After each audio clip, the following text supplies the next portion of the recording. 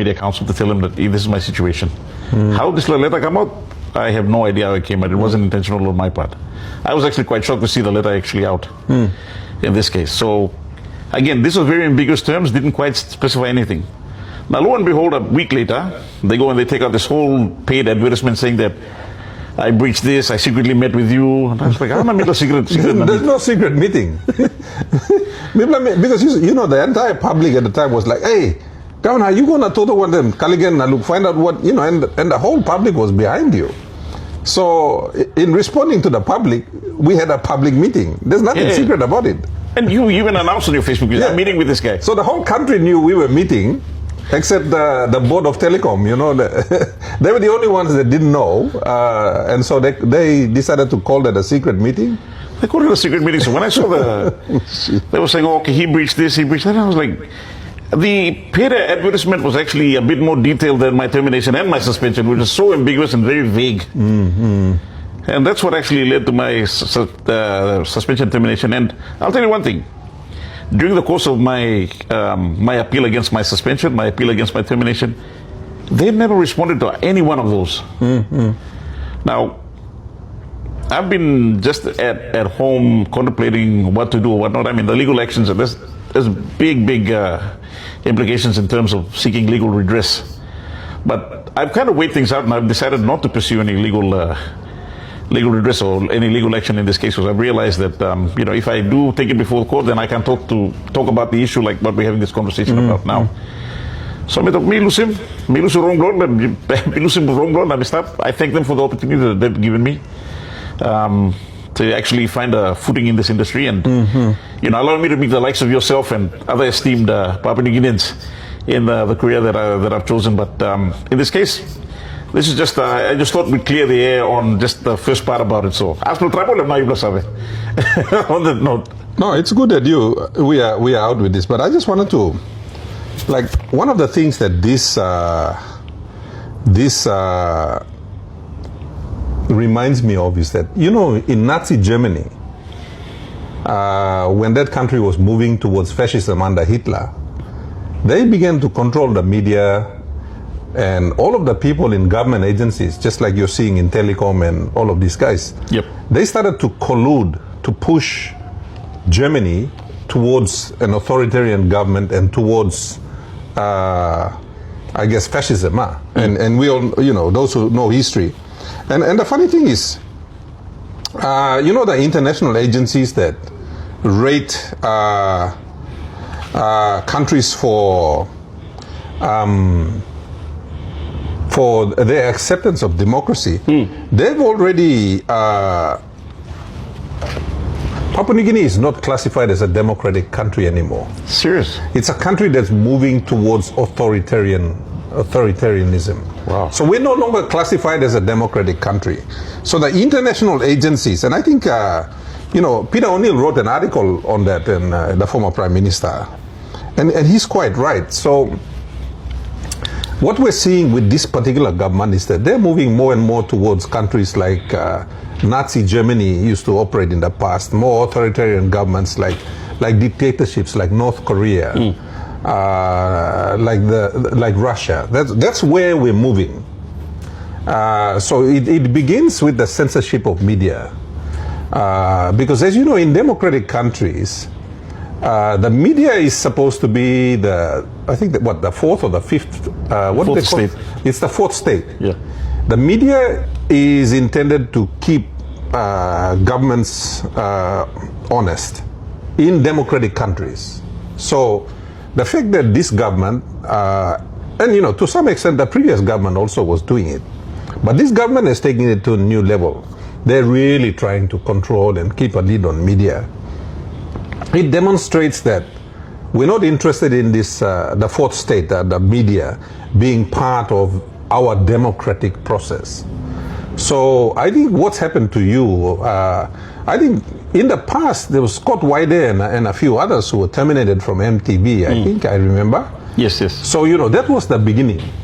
And you know, this is the scary thing. And this is why I think all Papua New Guineans should be afraid and they should be worried, because, you know, countries don't just suddenly become authoritarian. Yes, in some places you get military coups and that kind of thing that pushes it straight there.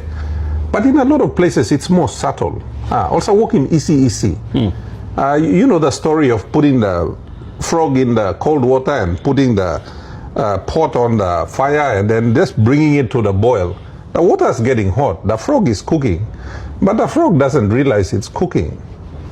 And pretty soon it's going to be a feast for somebody. Well, Papua New Guinea is like that. We're like that frog that's being put in the water, and the heat has been raised slowly. So we're cooking.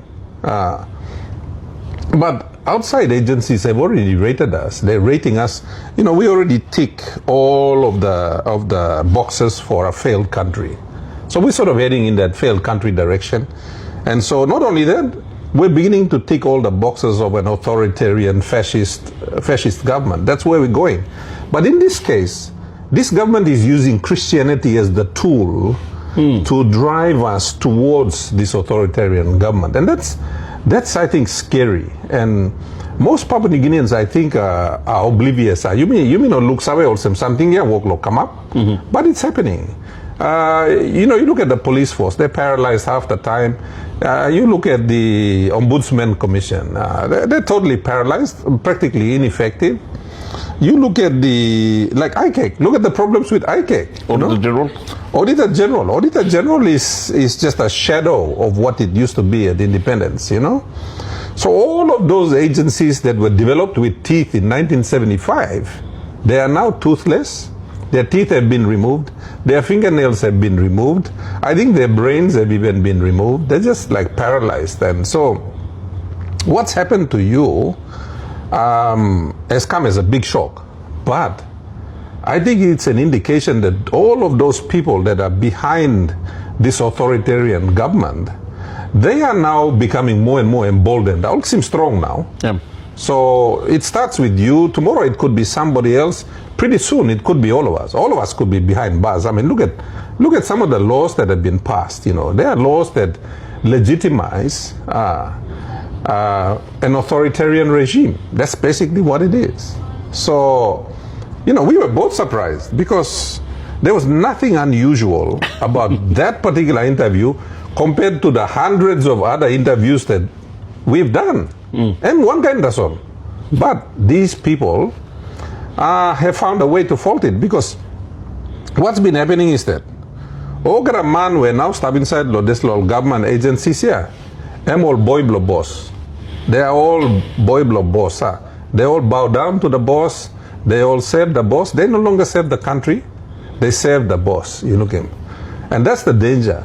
When everybody starts worshipping one particular guy and they start to idolize that person and they start to believe that this guy can do no wrong, you know, that's what happened to Hitler. Everybody thought, you know, Hitler was a gift from God. Look at what Hitler did, you know. He ended up starting a war that killed so many people, you know. And we're forgetting because it's 80 years later. But it's no surprise, because around the world we are seeing the rise of fascist governments, you know. And I believe Papua New Guinea also has a fascist government, which is why it's moving towards authoritarianism. True to mass, and especially when it comes to, like you mentioned, especially when it comes to those senior, those particular people. You said that's a boy blong. In my case, the thing that was like I found really irritating was when my CEO gave me my termination. He said these words. He said, "I'm sorry, but it was either you or me." I was like, wow, okay. So that's the sad thing. That's the sad situation we live in right now, where job security, providing for your family, whatnot.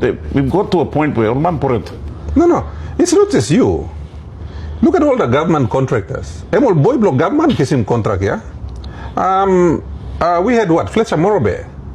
You know, yes, an iconic company. Fletcher Morobe, you know, boy blow wambla man. They were nobody's boy. They were just an independent company. They've been building Papua New Guinea since before 1975. You think, all just walk, blow, come. But because they were not all no boy block government, they never got any contracts. all the Chinese contractors that are operating in PNG now, all boy block government. All the other private contractors that are picking up Connect PNG contracts or one kind or Narpla contract, yeah, all boy block government as well. Companies that are getting like medical contracts, medicine supplies, education book supplies, and all boy block government as well. You look him. That's a fascist government. But it's happening. So all start finish, all get a contractor, all boy block government. Next thing you know, people like you and I, we all become victims of government now. You look him. There's no independence. Nobody is neutral anymore. You are either siding with the government, supporting the government, giving money to the government to maintain the government, or you like start independent or one and yuksim bagrab now. That's basically what's happening. True, Tomas. Now, when it comes to when it comes to like moving on from where we are right now. Now, very, very recently, you just taken on a new role as the new party leader for the People's Reform Party in this case. Now, James Donald stepped down, giving you the mantle as the leader of the party itself.